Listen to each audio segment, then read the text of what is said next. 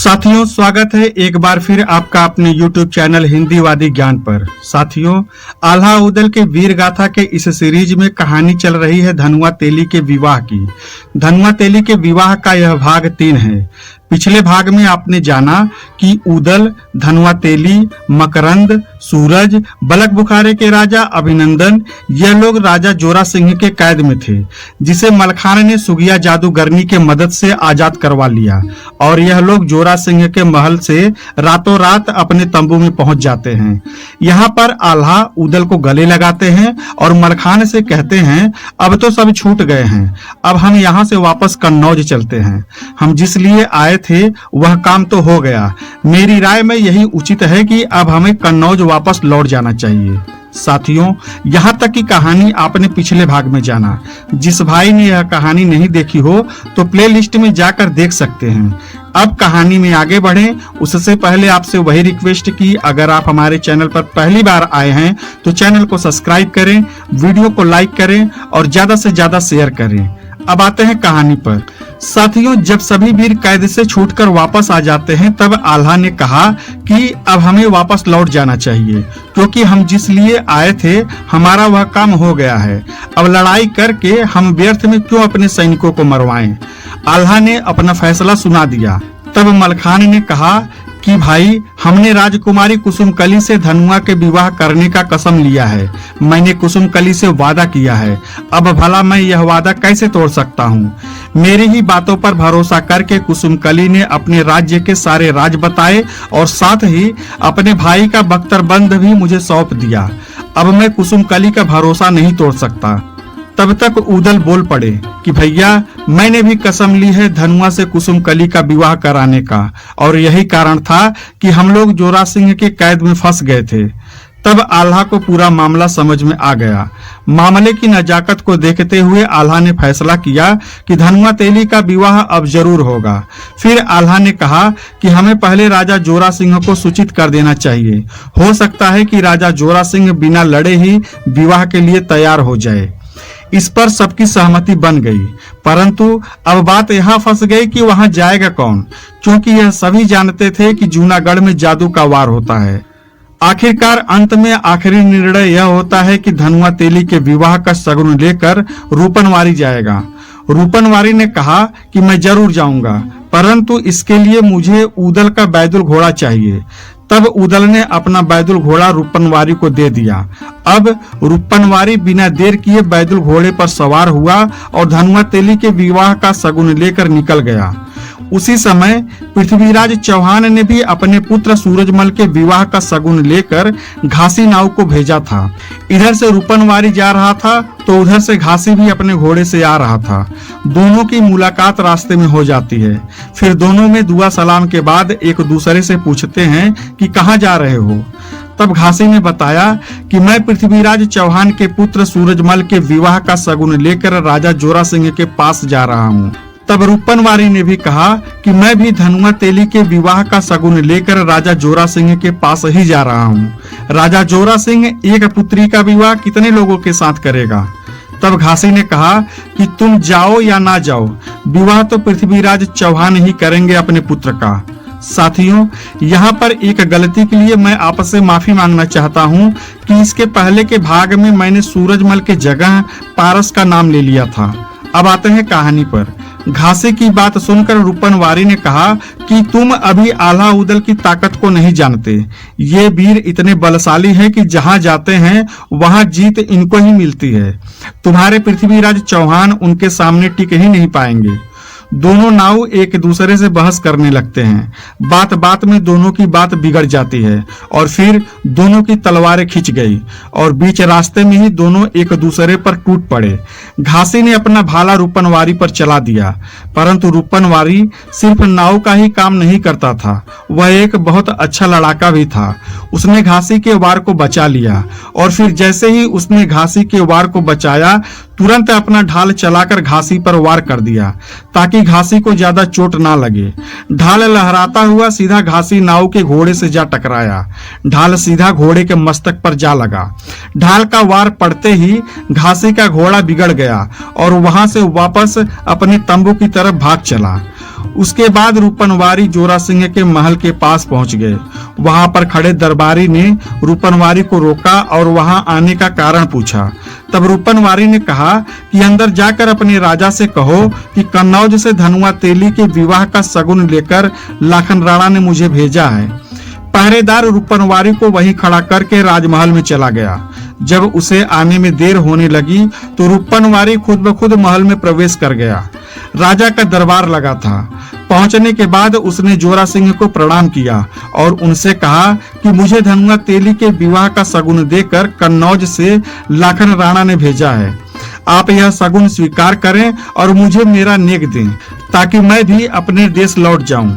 रूपनवारी की बात सुनकर राजा आग बबूला हो गए और राजा जोरा सिंह ने अपने सैनिकों को आदेश दिया कि पकड़ लो इसे।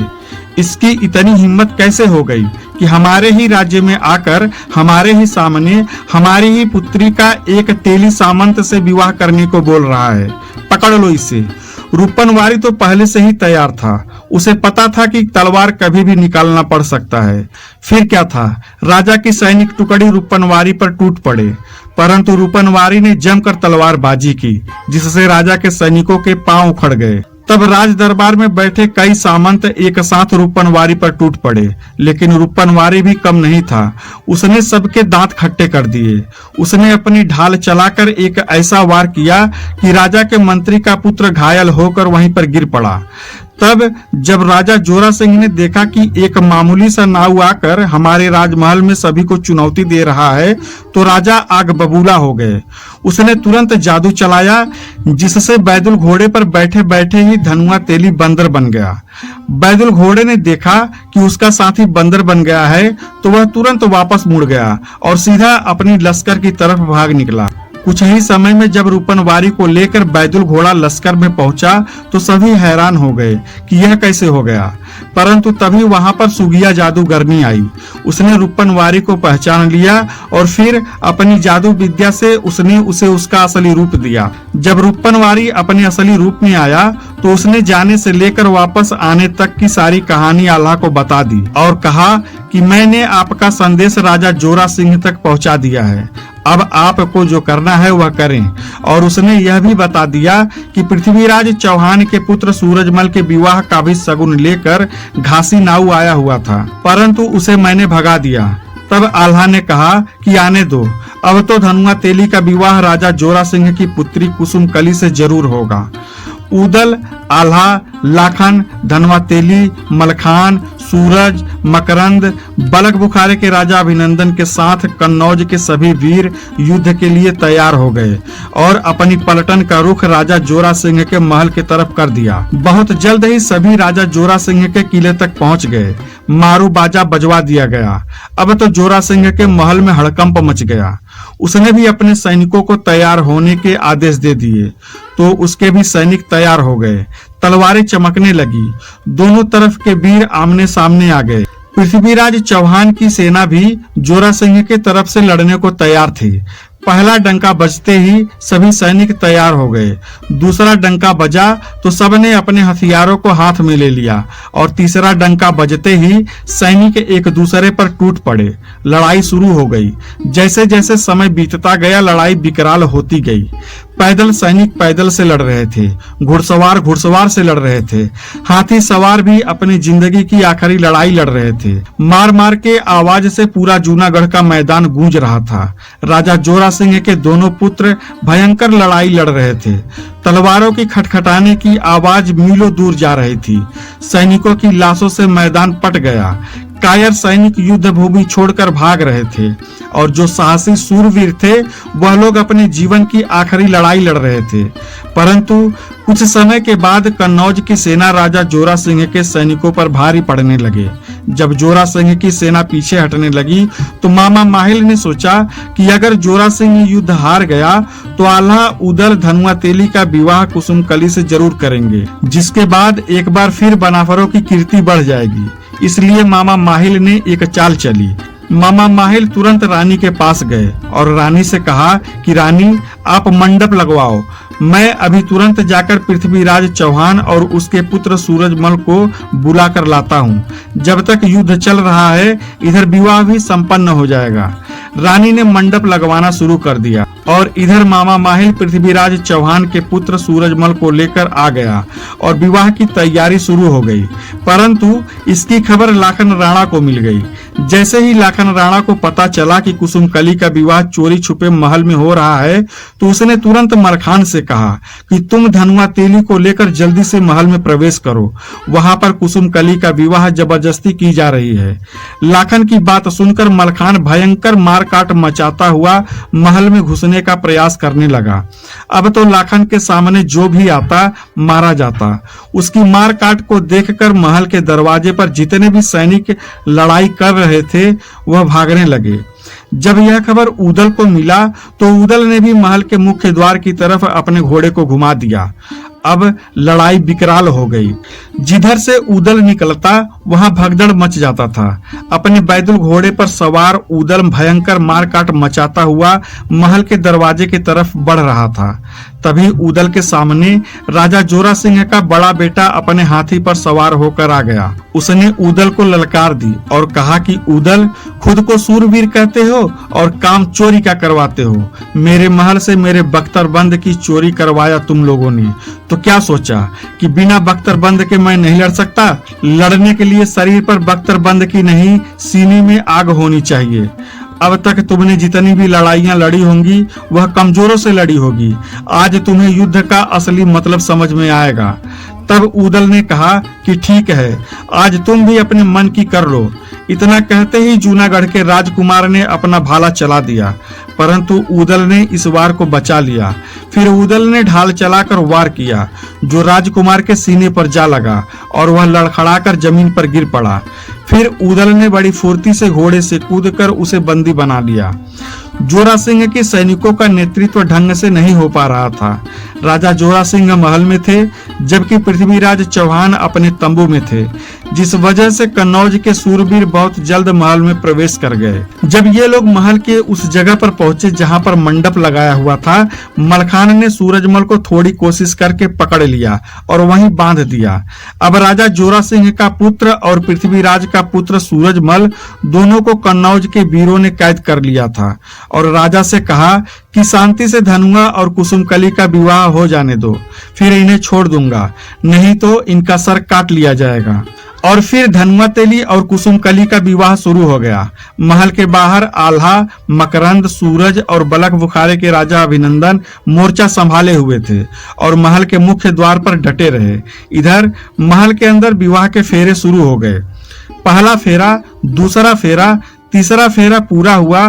चौथा फेरा लेते समय राजा जोरा सिंह ने अपने तलवार से धनुआ पर वार कर दिया, परंतु सचेत खड़े मलखान ने उस वार को अपने तलवार से रोक लिया और कहा कि राजा जोरा सिंह, धोखे में मत रहना, शांति से विवाह संपन्न हो जाने दो। कहीं अगर यहाँ युद्ध शुरू हुआ तो तुम्हारे महल का सर्वनाश हो जाएगा।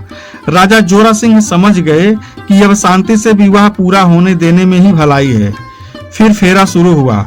सातवां फेरा पूरा होता कि राजा जोरा सिंह के पुत्र माधव सिंह ने दूर से खंजर चला दिया। ढेवा ने उस खंजर को रोकने की बहुत कोशिश की, परंतु उस खंजर से धनुआ तो बच गया। बगल में शादी के जोड़े में खड़ी कुसुमकली नहीं बच पाई। खंजर सीधा कुसुमकली के सीने से जा लगा। कुसुमकली को जैसे ही खंजर लगा वह जमीन पर गिरने को हुई, तभी धनुआ तेली ने उसे पकड़कर गिरने से बचा लिया और अपनी गोद में उसका सर रखकर मंडप में बैठ गया। अब तो पूरे महल में सन्नाटा पसर गया। तभी माधव सिंह कुसुमकली के पास पहुंचा, परंतु कुसुमकली ने अपने हाथ का इशारा करते हुए उसे वहीं रोक दिया और दर्द से तड़पते हुए माधव सिंह से कहा कि मुझे छूना मत। माधव सिंह ठिठक कर वहीं रुक गया। तब कुसुमकली ने धनुआ तेली से कहा कि हे प्राणनाथ, मैंने आपको अपने मन से अपना पति मान लिया है, कृपा करके मुझे आप अपनी दासी के रूप में स्वीकार कीजिए और मेरी आपसे विनती है कि बिना शोक के मेरे चिता को मुखाग्नि आप अपने हाथों से देना। और अपने परिवार जनों से क्या कहूँ, यह लोग अपनी झूठी शान के लिए जबरदस्ती मेरा विवाह उससे करना चाह रहे थे जिसे मैंने कभी पसंद नहीं किया। कुसुमकली की बात सुनकर राजा जोरा सिंह के साथ उनके पूरे परिवार के आंखों में आंसू आ गए और अब उन्हें अपनी गलती का पछतावा हो रहा था। और आखिरकार दर्द से कराहते हुए कुसुमकली ने धीरे धीरे अपनी आंखें बंद कर ली।